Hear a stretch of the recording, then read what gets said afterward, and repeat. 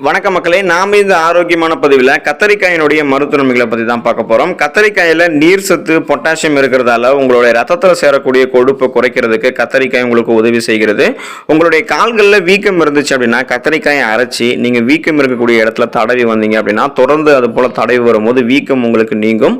கத்தரிக்காயில் இருக்கக்கூடிய ஃபைபர் என்று சொல்லக்கூடிய நார் சத்து உங்களுடைய பசியை கட்டுப்படுத்துறதால உடல் எடையை யாரெல்லாம் எந்த விதமான சைடு எஃபெக்டும் இல்லாமல் குறைக்கணும்னு நினைக்கிறீங்களோ அவங்களுக்கெல்லாம் கத்தரிக்காய் உதவிகரமாக இருக்கும். ஸோ இது போல நிறைய மருத்துவ நன்மைகளை கத்தரிக்காய் கொண்டு இருக்குங்க மக்களே. வாங்க அதெல்லாம் என்னென்ன அப்படின்றத பற்றி நம்ம ஒவ்வொன்றா தெளிவாக பார்ப்போம். அதை பற்றி பார்க்கறதுக்கு முன்னாடி இந்த வீடியோக்கு மட்டும் ஒரு லைக் கொடுத்துட்டு இந்த தகவலை உங்களுக்கு தெரிஞ்சவங்களுக்கும் ஷேர் பண்ணிடுங்க. இது அவங்களுக்கும் பயனுள்ளதாக இருக்கக்கூடிய ஒரு ஆரோக்கியமான பதிவு தான். இது போன்ற அப்டேட்ஸ்கள் நீங்கள் தொடர்ந்து பார்க்கறதுக்கு நம்மளுடைய ஹெல்த் நியூஸ் தமிழ் சேனலை சப்ஸ்கிரைப் பண்ணி வச்சுக்கோங்க. பக்கத்தில் இருக்கக்கூடிய பெல் பட்டனையும் கிளிக் பண்ணி ஆல் அப்படின்ற ஆப்ஷனை மறக்காமல் செட் பண்ணி வச்சுக்கிட்டீங்க அப்படின்னா நான் போடக்கூடிய எல்லா அப்டேட்ஸும் உங்களுக்கு நோட்டிஃபிகேஷன் அடிக்கடி வந்து சேரும். சரிவாங்க மக்களே, இப்போ வீடியோக்குள்ள போயிடலாம். டைப் 2 சர்க்கரை வியாதிக்கு மருந்தாக உங்களுக்கு வந்து பார்த்தீங்கன்னா கத்தரிக்காய் உதவிகரமாக இருக்கும். கத்தரிக்காயில் கார்போஹைட்ரேட் மற்றும் ஃபைபர் என்ற நார் சத்து வந்து பார்த்தீங்கன்னா இல்லாததால் ரத்தத்தில் குளுக்கோஸ் உடைய அளவை வந்து குறைக்குது. ஸோ இந்த கத்தரிக்காயில் இருக்கக்கூடிய ஃபீனால்கள், அதாவது பாலிஃபீனால்கள் மற்றும் குறைவான கிளைசமிக் இண்டெக்ஸ் எல்லாமே குளுக்கோஸ் உடைய அளவை கட்டுப்படுத்துறதால டைப் 2 சுகர் பேஷண்ட்ஸ், அதாவது டைப் 2 சர்க்கரை வியாதி நோயாளிகளுக்கெல்லாம் அருமருந்தாக கத்தரிக்காய் இருக்கும். இதய நலனுக்கு நீங்கள் கத்தரிக்காய் எடுத்துக்கலாம். ஸோ கத்தரிக்காயில் இருக்கக்கூடிய அதிகபட்ச நலனே அது இதயத்துக்கு வந்து பாதுகாப்பு தரும். கத்தரிக்காயில் இருக்கக்கூடிய ஒரு விதமான கெமிக்கல் இதயத்தை பாதுகாக்கும். கத்தரிக்காயில் இருக்கக்கூடிய folate, magnesium, potassium, vitamin B3, vitamin B6, ஆன்டி ஆக்சிடென்ட்கள் மற்றும் பீட்டா கரோட்டின்கள் ஆகியவை நெஞ்சு வலி ஏற்படுவதை தவிர்க்கிறதுக்கு உங்களுக்கு உதவிகரமாக இருக்கும். கத்தரிக்காயில் இருக்கக்கூடிய பைட்டோ நியூட்ரியன்ஸ்கள் ரத்தத்தில் இருக்கக்கூடிய கொலஸ்ட்ராலோடைய அளவை குறைச்சி ரத்த ஓட்டம் வந்து உங்களுடைய இதயத்தில் சீராக பாய்வதற்கு உதவிகரமாக இருக்கும். இதனால் இதய நலன் மேம்படுவதற்கு நீங்கள் கத்தரிக்காயை உங்களுடைய உணவுகளை சேர்த்துக்கலாம். மூளை நலன் மேம்படுவதற்கு எதையுமே நீங்கள் எளிதில் கற்றுக்கொள்ளக்கூடிய திறன் போன்றவற்றை பெறுவதற்கு கத்தரிக்காய் எடுத்துக்கலாம். கத்தரிக்காயில் இருக்கக்கூடிய பைட்டோ நியூட்ரியன்ஸ் மூளையில் இருக்கக்கூடிய நரம்பு மண்டலங்களை பாதுகாக்கிறதுல முக்கிய பங்கு வகிக்குது. மேலும் உங்களுடைய ஞாபக சக்தியை கூர்மையாக வைத்திருக்கிறதுக்கும் கத்தரிக்காய் உதவிகரமாக இருக்கும். அதிக மன அழுத்தம், ஸ்ட்ரெஸ், டென்ஷன் இது மாதிரியெல்லாம் எந்த விதமான பிரச்சனையும் ஏற்படாமல் இருக்கிறதுக்கும் கத்தரிக்காயில் இருக்கக்கூடிய விட்டமின் B காம்ப்ளெக்ஸ் தான் உதவிகரமாக இருக்கு. ஸோ ஒட்டுமொத்தமாக நீங்கள் எதையும் எளிதில் கற்றுக்கொள்ளக்கூடிய திறன், கூர்மையான புத்தி போன்றவற்றை பெற்று மூளையை நலனோட பார்த்துக்கிறதுக்கு நீங்கள் கத்தரிக்காய் உங்களுடைய உணவுகளை சேர்த்துக்கொள்ளலாம். இரும்பு சத்து நிறைந்தது கத்தரிக்காய். ஸோ அதாவது பார்த்தீங்கன்னா இரும்பு சத்து அளவுக்கு அதிகமாக நம்மளுடைய உடல்ல இருந்தாலும் அது கெடுதி தான். அப்போ அளவுக்கு அதிகமாக இருக்கக்கூடிய இரும்பு சத்தை நாம என்ன பண்ணலாம் அப்படின்னா பேலன்ஸ் பண்ணணும். அதுக்கு நம்ம கத்தரிக்காயில் எடுத்துக்கலாம். கத்தரிக்காயில் இருக்கக்கூடிய நாசுனின் என்ற வேதிப்பொருள் வந்து பார்த்தீங்கன்னா நம்மளுடைய உடல் இருக்கக்கூடிய அளவுக்கு அதிகமான இரும்பு சத்தை நீக்கிறதுக்கு உதவிகரமாக இருக்கும். ஸோ அப்போ நம்ம கத்தரிக்காய் எடுத்துக்கும் போது இரும்பு சத்தை லெவல் பண்ணிக்கலாம். அதுக்காக தான் நம்ம கத்தரிக்காய்க்கும் இரும்பு சத்துக்கும் தொடர்பு படுத்தி இந்த ஒரு விஷயத்தை வந்து குறிப்பிட்டிருக்கோம். ஸோ இரும்பு சத்து உங்களுடைய உடல்ல அதிகமாக இருக்கக்கூடிய பட்சத்தில் உங்களுக்கு தெரிய வருது அப்படின்னா கத்தரிக்காய் நீங்க எடுத்துக்கும் போது இரும்பு சத்தை வந்து பேலன்ஸ் பண்ணிக்கலாம். உங்களுடைய உடல் எடையை நீங்கள் ஆரோக்கியமான முறையில் குறைக்கிறதுக்கு, சைடு எஃபெக்ட் இல்லாமல் குறைக்கிறதுக்கு கத்தரிக்காய் எடுத்துக்கலாம். கத்தரிக்காயில் நீர் சத்து மிகவும் அதிகம். ரத்தத்தில் இருக்கக்கூடிய சர்க்கரையினுடைய அளவை கத்தரிக்காய் கட்டுப்படுத்துது. உங்களுடைய உடலில் இருக்கக்கூடிய தேவையற்ற கழிவுகளை அடித்து வெளியேற வச்சிரும். ஸோ உங்களுடைய உடலில் இருக்கக்கூடிய அந்த மெட்டபாலிசம், வளர்ச்சிதை மாற்றத்தை உங்களுக்கு வந்து பார்த்தீங்கன்னா அதிகரிச்சுட்டு உங்களுடைய உடலில் இருக்கக்கூடிய அந்த தேவையற்ற கொழுப்புகளை எல்லாம் கரைக்கிறதுக்கு கத்தரிக்காய் உதவிகரமாக இருக்கும். ஸோ சைடு எஃபெக்ட் எல்லாமே உங்களுடைய உடல் எடையை ஆரோக்கியமான முறையில் குறைக்கணும்னு நினைக்கிறவங்களாம் கத்தரிக்காய் உங்களுடைய உணவுகளை நீங்கள் எடுத்துக்கலாம். செரிமானத்திற்கு ரொம்ப ரொம்ப நல்லது கத்தரிக்காய். தக்காளி மற்றும் கத்தரிக்காயினால் தயாரிக்கப்பட்டிருக்கக்கூடிய சூப்பு செரிமானத்திற்கு நன்றாக உதவிகரமாக இருக்கும். வயிறு எரிச்சல், வாயு, ஹெமராய்டுகள், கோலிட்டிஸ் இது மாதிரி பலவிதமான வயிறு சார்ந்த பிரச்சனைகளை தீர்க்கிறதுல செரிமானத்திற்கு வந்து ஆரோக்கியமான முறையில் உங்களுக்கு செரிமானத்தை மேம்படுத்துறதுக்கு கத்தரிக்காய் ஒரு அருமருந்தாக இருக்கு. மலச்சிக்கல் போன்ற அஜீரணம் சார்ந்த, செரிமானம் சார்ந்த பிரச்சனைகளை குணப்படுத்தி வராமல் தடுப்பதற்கு கத்தரிக்காய் உங்களுடைய உணவுகளை நீங்கள் எடுத்துக்கலாம். பாக்டீரியா எதிர்ப்பானாக கத்தரிக்காய் வந்து செயல்படுது.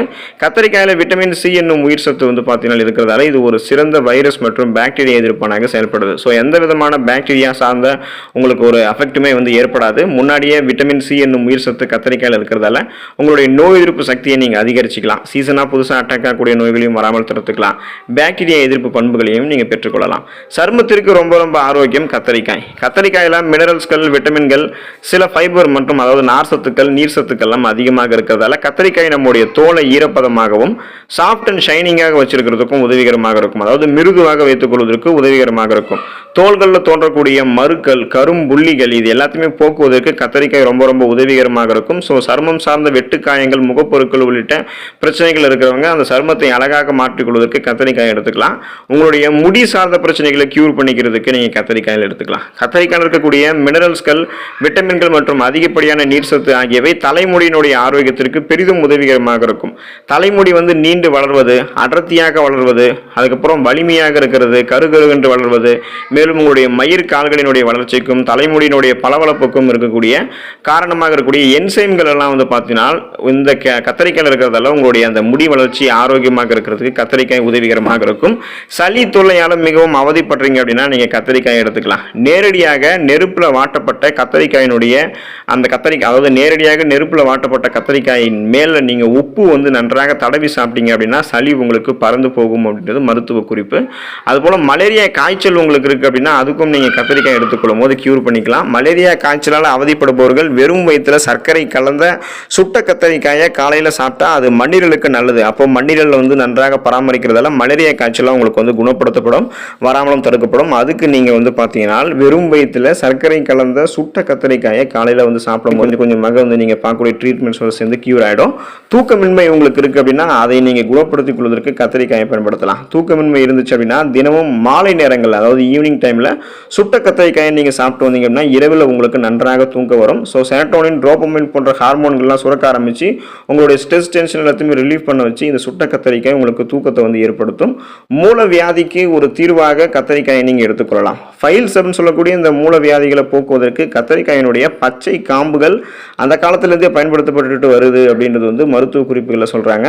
ஸோ நீங்க அதை உங்களுடைய உணவுகளை சேர்த்துக்கொள்ளும் போது கத்தரிக்காயும் தொடர்ந்து உங்களுடைய உணவுகளை எடுத்துக்கொள்ளும் போது இந்த ஃபைல்ஸ் அப்படின்னு சொல்லக்கூடிய இந்த மூல வியாதியை நீங்க குணப்படுத்திக் கொள்ளலாம், வராமலும் தடுத்துக் கொள்ளலாம். உங்களுடைய உடல் இருக்கக்கூடிய வலி, வீக்கத்தை கண்ட்ரோல் பண்ணி அந்த பிரச்சனை உங்களுக்கு இல்லாமல் பண்றதுக்கு கத்தரிக்காயை நீங்க எடுத்துக்கலாம். கத்தரிக்காய்களை நீங்க பாதியாக வெட்டிட்டு மஞ்சள் கலந்து நன்றாக சுட வச்சு அதை வீக்கம் மற்றும் வலி இருக்கக்கூடிய இடங்கள்ல மருந்தாக நீங்க கட்டுனீங்க அப்படின்னா ரொம்ப நல்லது. அந்த மாதிரி மருந்தாக கட்டும் போது வலி, வீக்கம் எல்லாம் உங்களுக்கு கியூர் ஆயிடும்.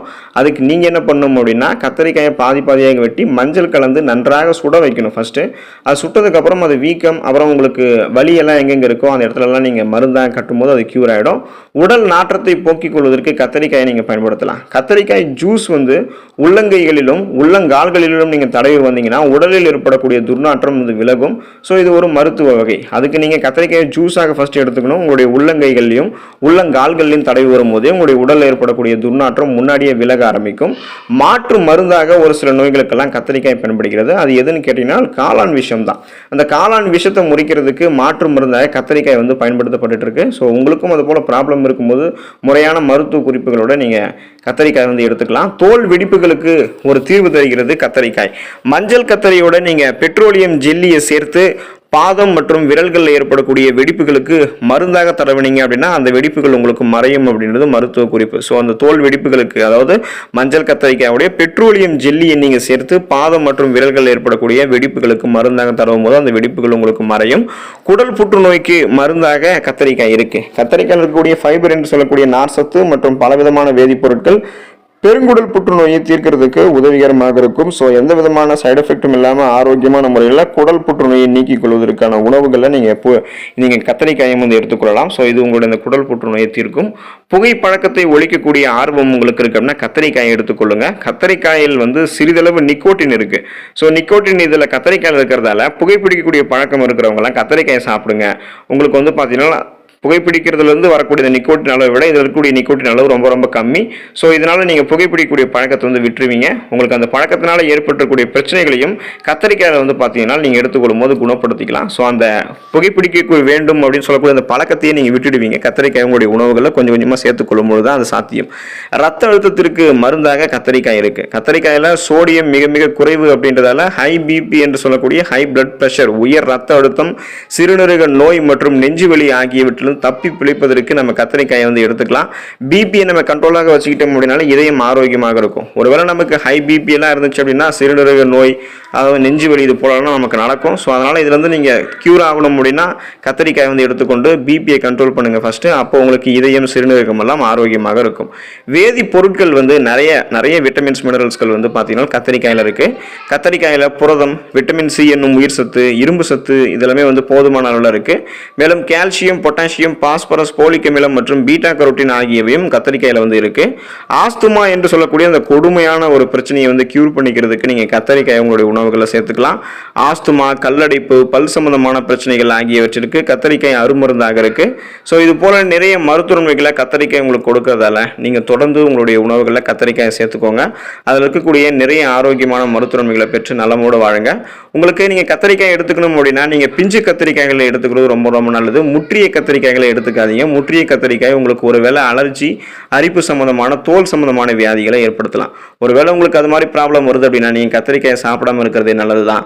மற்றவர்கள் கத்தரிக்காயை முடிஞ்ச அளவுக்கு போதுமான அளவுக்கு கொஞ்சமாக கூட நீங்க சாப்பிடலாம். ஸோ உங்களுக்கு போதுமான அளவுக்கு எடுத்துக்கலாம், இல்லைன்னா கொஞ்சமாக எடுத்துக்கலாம். பிஞ்சு கத்தரிக்காயில சாப்பிட்றது உங்களுக்கு ரொம்ப நல்லது.